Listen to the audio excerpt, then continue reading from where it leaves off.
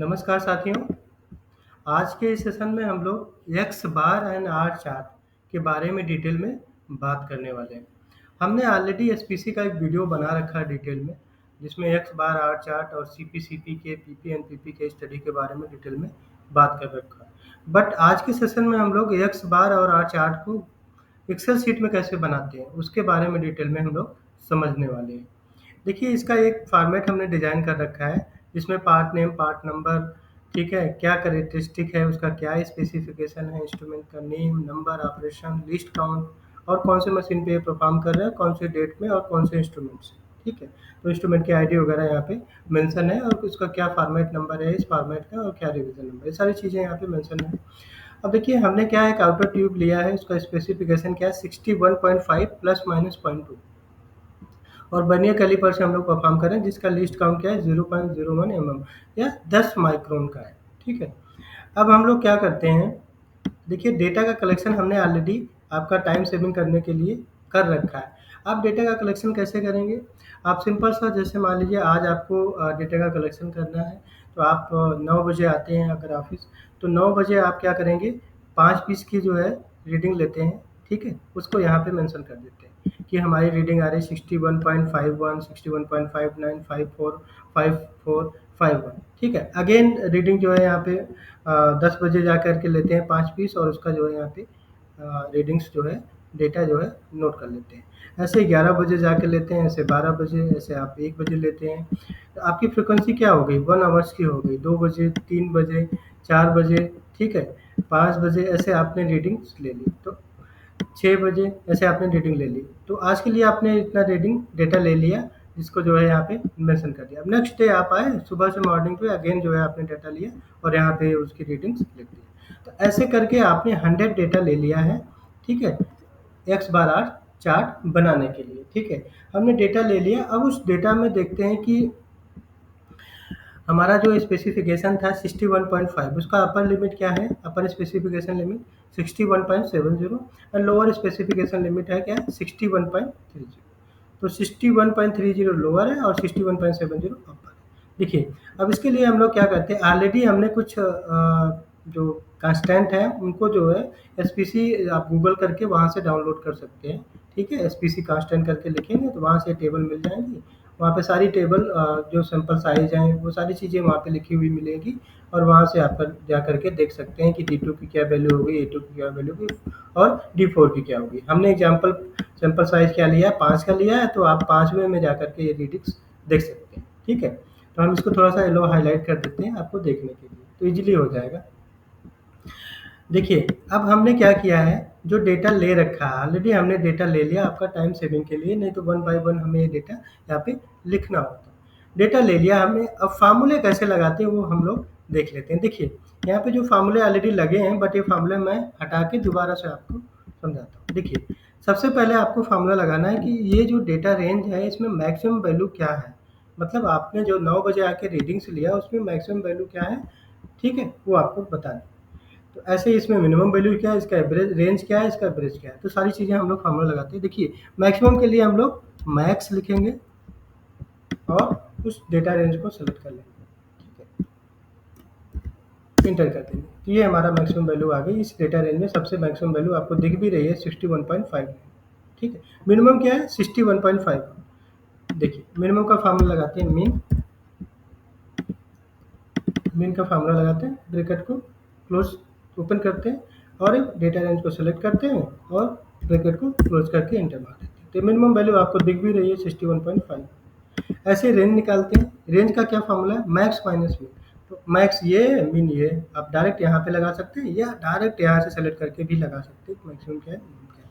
देखिए, मैक्स वही फार्मूला जो आपने लगा रखा है, तो इस डेटा रेंज में मैक्सिमम वैल्यू क्या है, ऐसे सेलेक्ट कर लीजिए, माइनस मिन करिए, ब्रैकेट ओपन करिए और इस डेटा रेंज को सेलेक्ट कर लीजिए। तो बात एक ही आएगी, क्योंकि आपने ऑलरेडी ये यहाँ पे कर रखा था। इसका आपने जब डिफरेंस निकालेंगे तो देखेंगे यही आएगा रेंज 0.080। ठीक है, अब इसका एवरेज क्या होगा, देखिए एवरेज के लिए आप सिंपल सा फार्मूला लगाइए, एवरेज लिखिए और ब्रैकेट को ओपन करिए और ये डेटा रेंज को सेलेक्ट कर लीजिए और उसके बाद क्या करना है, आपको इंटर कर देना है। तो ये आपका फार्मूला लग गया। तो मैंने 9 बजे जो रीडिंग ली थी, पहली रीडिंग जो हमारी सैंपल साइज़ 5 का था, वो क्या था हमारा, उसका हमने लार्ज वैल्यू क्या है, मैक्सिमम वैल्यू क्या है, स्मॉल वैल्यू क्या है, मिनिमम वैल्यू क्या है, या रेंज क्या है, और एवरेज क्या है, या मीन वैल्यू क्या है, वो हमने निकाला। ठीक है, अब इसी फार्मूले को ड्रैग कर दीजिए तो सारे डेटा आपका निकल जाएगा। सब में लार्ज वैल्यू क्या है वो आपका निकल गया, और यहाँ से आप इसको ड्रैग कर दीजिए तो स्मॉल वैल्यू निकल गया। ठीक है, रेंज जो है, सारे डेटा रेंज जो हमारे 100 रीडिंग है सबका निकल गया। ठीक है, ये हमारा जो है क्या है, ये हमारा एवरेज वैल्यू है। ठीक है, इसको ड्रैग कर दो। अगर आपको ड्रैग नहीं हो रहा है तो आप कॉपी पेस्ट भी कर सकते हैं, यहाँ से कॉपी किया आपने सब जगह पेस्ट कर दिया तो फॉर्मूला अपने आप लग जाएगा। ठीक है, अब हम बात करने वाले हैं, देखिए हमने क्या कर रखा है कि ये जो मैक्सिमम है इसमें जो है आपका ये जो वैल्यूज़ आपकी मैक्सिमम वैल्यूज़ आई थी, इसमें सबसे बड़ी वैल्यू क्या है? मतलब इस डेटा रेंज में सबसे बड़ी वैल्यू क्या है? वो अब आप बताइए। आपने तो पहले ये 1 बाय 1 सैंपल साइज़ में बता रहे थे कि इसकी वैल्यू इसमें सबसे बड़ी कौन है, इसमें सबसे छोटी कौन है, इसमें सबसे बड़ी इसमें। अब मैं कह रहा हूँ कि ये सारे वैल्यूज़ में सबसे बड़ी कौन-सी है? ठीक है, आप डायरेक्ट यहाँ पे फ़ॉर्मूला लगा कर के मैक्स ढूँढ सकते हैं, और मिनिमम के लिए यहाँ पे फ़ॉर्मूला लगा के ढूँढ सकते हैं, या आप डायरेक्ट फ़ॉर्मूला लगा सकते हैं मैक्स का, और इन सब में ढूँढ सकते हैं कि बड़ी वैल्यू कौन-सी है, छोटी वैल्यू कौन-सी है। तो कर लेते हैं, हम लोग दोनों चीज़ें कर लेते हैं। देखिए मैक्स लगाइए, पहले तो यहाँ पे ढूँढिए आप क्या है, मैक्सिमम वैल्यू क्या है। ठीक है, एंटर करिए 61.59। ठीक है, अभी इसी को हम लोग ओवरऑल में ढूँढ लेते हैं, मैक्स, यहाँ पे जा करके हमने ये टोटल मैक्स। ठीक है, सेम आया। ऐसे मिनिमम के लिए हम लोग यहाँ से भी कर सकते हैं, या ओवरऑल डेटा रेंज से भी कर सकते हैं। हमने यहाँ मिनिमम लगा दिया। ठीक है, तो ये मिला है। ठीक है, अब हमें रेंज निकालना है। देखिए रेंज का एवरेज निकालना है, तो रेंज का एवरेज निकालना है मतलब ये जो रेंज की वैल्यू आई R1, R2, R3, R4, R20 तक, इनका एवरेज ले लो तो रेंज का क्या आ जाता है, बार आ जाता है, या एवरेज वैल्यू आ जाती है रेंज की। ठीक है, तो हम इसका एवरेज अभी लेने वाले हैं। ये फार्मूला हम लोग यहाँ से हटा देते हैं, सिंपल सा करते हैं, एवरेज किसका, जो हमारी रेंज आई हुई है सारी, सारे जो हमारे सब ग्रुप के रेंज आए हुए हैं सबको एवरेज ले लो, इंटर मार दो, आपका रेंज आ गया।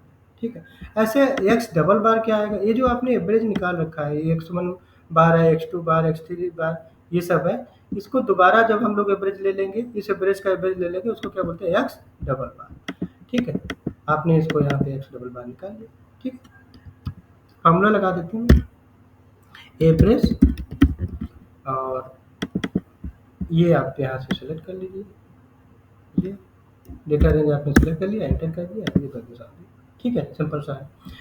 अब हमने जो है यहाँ पे एक्स बार चार्ट और आर बार चार्ट बनाना है, तो हमने एवरेज और रेंज का एवरेज निकाल लिया, रेंज का भी एवरेज निकाल लिया, और एवरेज जो रीडिंग्स है उसके भी निकाल लिया। देखिए एक्स बार चार्ट को हम लोग क्या और बोलते हैं, एवरेज चार्ट भी बोलते हैं, आर को रेंज चार्ट भी बोलते हैं। तो इसको क्या बोलते हैं, एवरेज एंड रेंज चार्ट। तो इसका दूसरा नाम क्या है, एवरेज एंड रेंज चार्ट।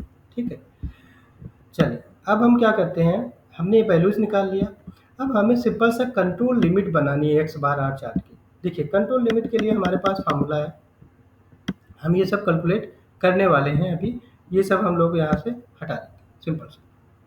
चलिए डिलीट।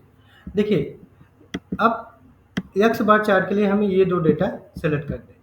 ठीक है, इसको हम लोग थोड़ा सा अलग कलर में हाईलाइट कर लेते हैं, ये दो डेटा, ये थोड़ा सा डार्क ज़्यादा हो गया, हम लोग लाइट कलर लेते हैं। ठीक है, हमें सबसे पहले एक्स बार चार्ट के लिए ये करना है। ठीक है, आर चार्ट के लिए हमें ये दो फार्मूलों का यूज़ करना है। चलिए तो आर को थोड़ा सा हम अलग कलर में रखते हैं। ठीक है, अब देखिए इसका फार्मूला क्या है, U C L X, upper control limit किसका, एक्स बार चार्ट का। क्या formula, X double bar plus A2 into R bar. देखिए एक्स डबल बार की वैल्यू आपको पता है, ये प्लस ए टू की वैल्यू हम टेबल से निकाल लेंगे, ये A2 है, कांस्टेंट टेबल है एसपीसी के, इसमें A2 की वैल्यू क्या है, 0.590, यहाँ पे डायरेक्ट ले लो, इंटू आर बार की वैल्यू आपको पता है, ऑलरेडी निकाल रखा है, इंटर कर दीजिए, ये आपका आ गया अपर कंट्रोल लिमिट। ऐसे लोअर कंट्रोल लिमिट के लिए आपको माइनस लगाना है, x double bar minus A2 are बार। तो एक्स डबल बार आपको पता है, ठीक है, माइनस आपको A2 की वैल्यू पता है, यस, इनटू आपको आर बार की वैल्यू पता है, यस, इंटर। ठीक है, अब ऐसे ही आप जो है आर चार्ट के लिए अपर control limit lower control limit निकाल लेंगे। देखिए अपर कंट्रोल लिमिट का फॉर्मूला क्या है, D four are bar. D four की वैल्यू क्या है, टेबल में जाकर के देखिए 5 सैंपल साइज में क्या है, डी फोर की वैल्यू 2.110। ठीक है, डी फोर की वैल्यू हम लोग यहाँ पे ले लेते हैं 2.110 इंटू आर बार की वैल्यू हमें पता है। ठीक है, इंटर कर दिया हमने। ऐसे ही लोअर कंट्रोल लिमिट के लिए हम लोग जाएंगे डी थ्री की वैल्यू। देखिए डी थ्री की वैल्यू जब भी सैंपल साइज आपका 7 से कम होता है तो वो डी थ्री की वैल्यू क्या होती है, 0 होती है। तो यहाँ पे 5 लिखा है, 7 से कम होता है, 7 तक जो सैंपल साइज होते हैं वहाँ पे क्या होता है, 7 या 7 से कम, डी थ्री की वैल्यू क्या होती है, 0 होती है। तो इस केस में डी थ्री की वैल्यू क्या हो जाएगी, 0 हो जाएगी। तो इसको हम लोग थोड़ा सा सही कर लेते हैं पहले फार्मूले पे न जा करके। सबसे पहले हम लोग इसको अप टू से 5 नहीं, अप टू 7 लिख देंगे यहाँ पे, अप टू 7। तो सैंपल साइज 7 तक रहेगा तो आपकी डी थ्री की वैल्यू 0। तो यहाँ पे 5 है, इस केस में तो 0 है ही। ठीक है, तो हम लोग करते हैं 0 इंटू आर बार।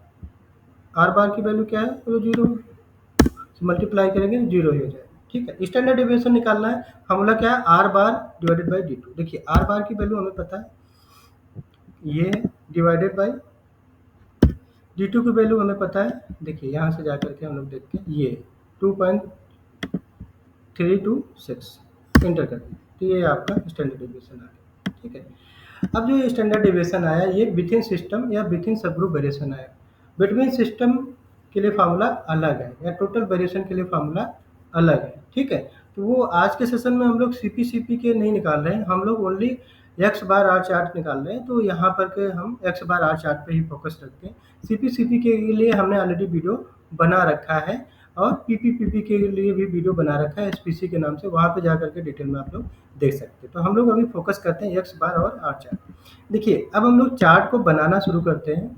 पर सबसे पहले हम लोग एवरेज चार्ट बनाएंगे जिसको एक्स बार चार्ट बोलते हैं। देखिए चार्ट ऑलरेडी फार्मूला लगा के हमने बना रखा है, बट अभी कैसे बनाएंगे एक्सेल शीट में वो हमें समझना है। देखिए हमने एक्स जो बार रीडिंग थी, x1 बार, x2 बार, x3 बार, x4, x20 बार, इन सबको सिलेक्ट कर लिया।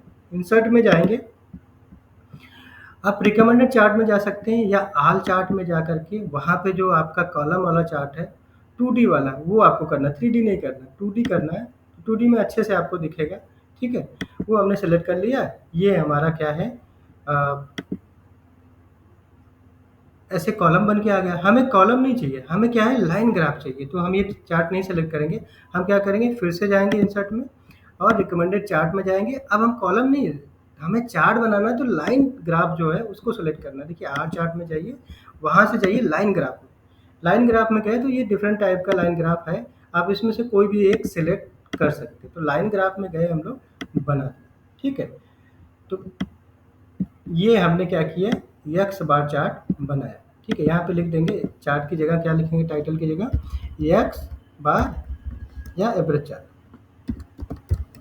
एक्स बार चार्ट, या आप ब्रैकेट में क्या लिख देंगे, एवरेज चार्ट। ये आपका एवरेज चार्ट बन गया।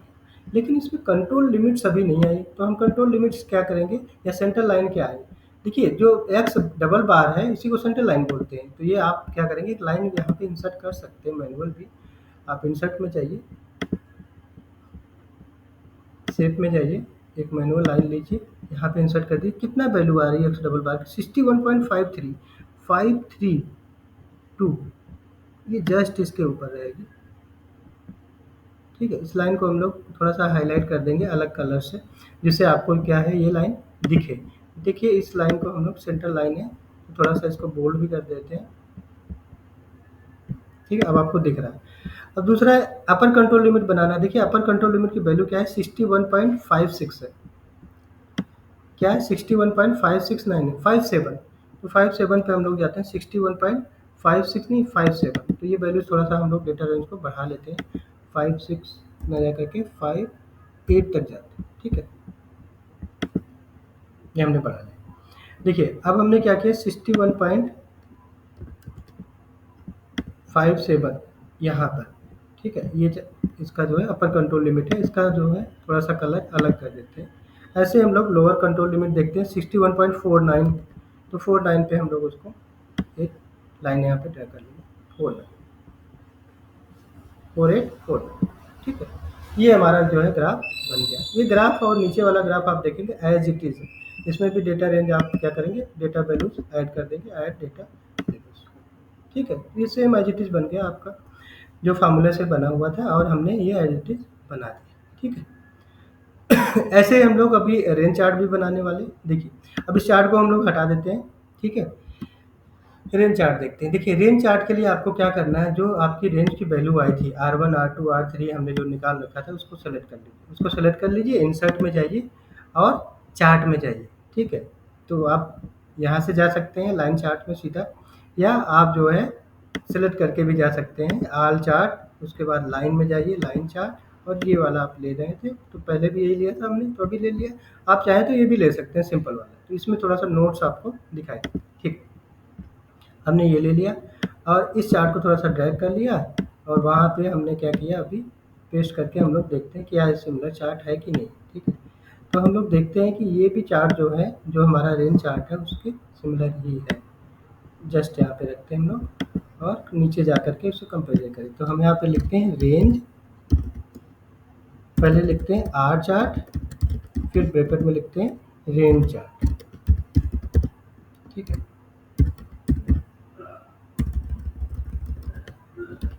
रेंज चार्ट, ये हमने यहाँ पे लिख लिया।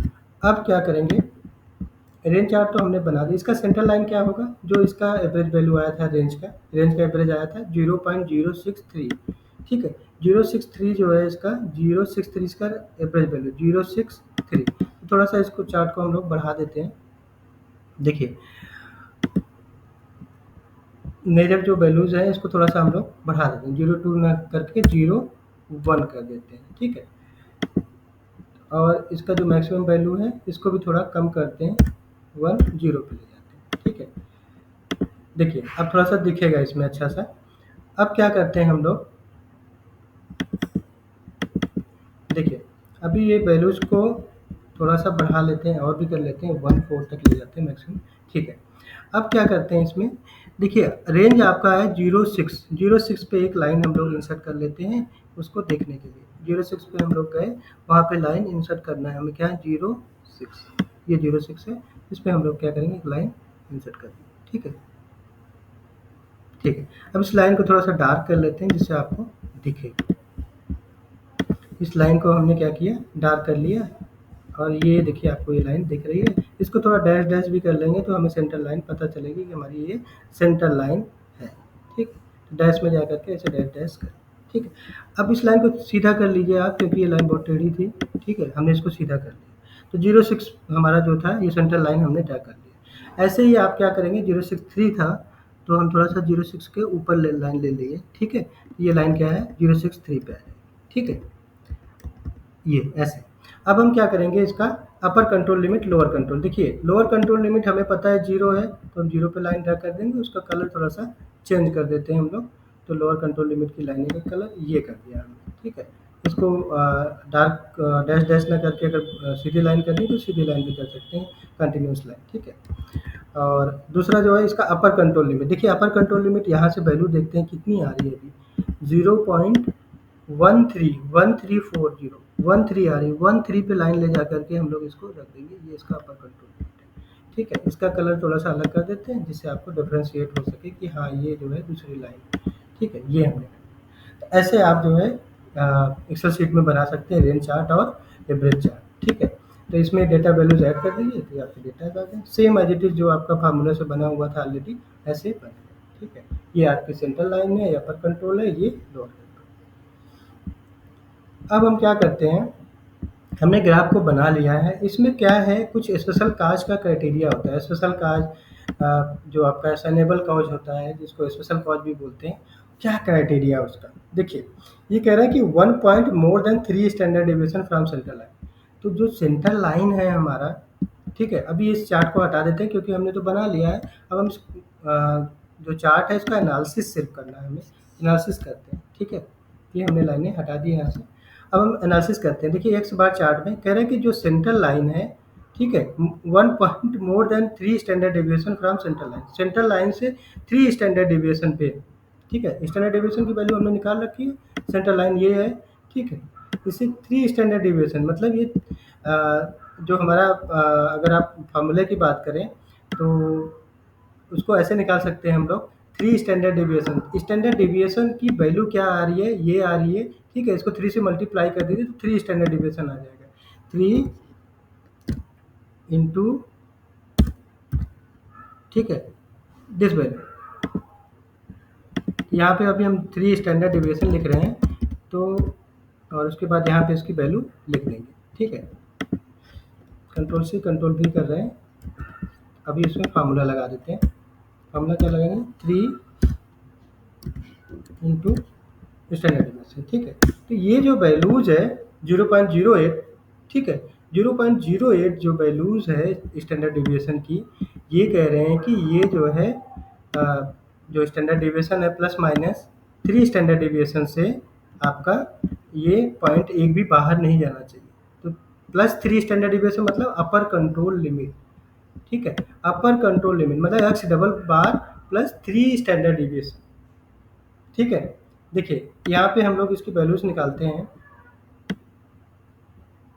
इसके बाहर नहीं जाना चाहिए कोई भी। देखिए कैसे निकालेंगे, इक्वल टू एक्स डबल बार आपने वैल्यू निकाल रखी है प्लस ब्रैकेट में 3 इंटू स्टैंडर्ड डेविएशन की वैल्यूज जो आई थी वो, या डायरेक्ट आप 3 स्टैंडर्ड डेविएशन यहाँ पे लिख सकते हैं, ये देखो। ठीक है, 61.61 कह रहे हैं, 61.61 जो आ रहा है अप्रोक्सीमेट जो वैल्यू आपकी आ रही है स्टैंडर्ड डेविएशन की, वो जो है 61.6 से ऊपर नहीं जानी, मतलब इस कंट्रोल लिमिट के बाहर कोई भी वैल्यूज है तो वो वैल्यू क्या है आपका, वो किस में आ जाएगा, स्पेशल कास्ट क्राइटेरिया में। तो ये कंट्रोल लिमिट के बाहर कोई भी पॉइंट आपका चाहिए नहीं। ये +3 स्टैंडर्ड डेविएशन है, नीचे वाला क्या है -3 स्टैंडर्ड डेविएशन। ठीक है, तो ऐसे इसमें रेंज चार्ट में आप देखेंगे +3 स्टैंडर्ड डेविएशन है, ये -3 स्टैंडर्ड डेविएशन। ठीक है, ये जो वेरिएशन थोड़ा सा आ रहा है रीडिंग्स में, वो किस में आ रहा है, क्योंकि ये r बार बाई d2 से, अगर इसको आप फार्मूले से डायरेक्ट निकालेंगे तो वहाँ से थोड़ा सा वेरिएशन रहता है। ठीक है, तो हमें लेकिन r बार बाई d2 से ही निकालना चाहिए।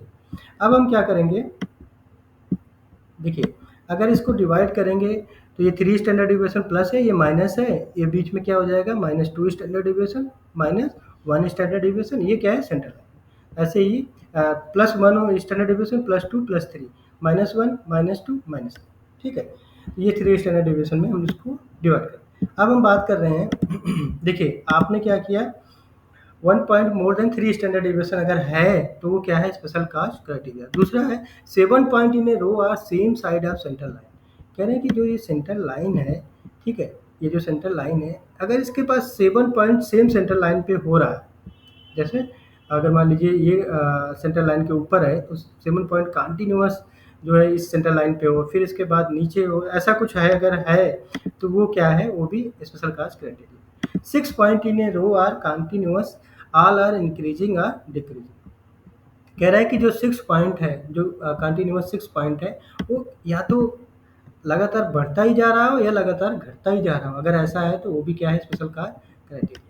नेक्स्ट है कि 14 point in a row are alternating up and down. 14 point जो है एक ही रो में 14 पॉइंट हो, एक बार अप हो रहा है, एक बार डाउन हो रहा है, अप डाउन ऐसे हो रहा है, तो वो भी क्या है, स्पेशल कास्ट क्राइटेरिया है।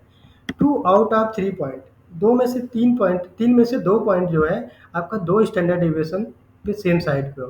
ठीक है, तो जैसे आपको हमने बताया था +1 +2 स्टैंडर्ड डेविएशन +3, तो अगर इसके आसपास जो है 3 में से 2 पॉइंट हैं तो वो भी क्या है, स्पेशल कास्ट क्राइटेरिया। ऐसे है 4 आउट ऑफ 5 पॉइंट, 5 पॉइंट में से एक पॉइंट, कंटिन्यूअस 5 पॉइंट लीजिए, उसमें से एक पॉइंट जो है वो क्या है, ग्रेटर देन 1 स्टैंडर्ड डेविएशन पे सेम साइड में हो तो भी स्पेशल कास्ट क्राइटेरिया।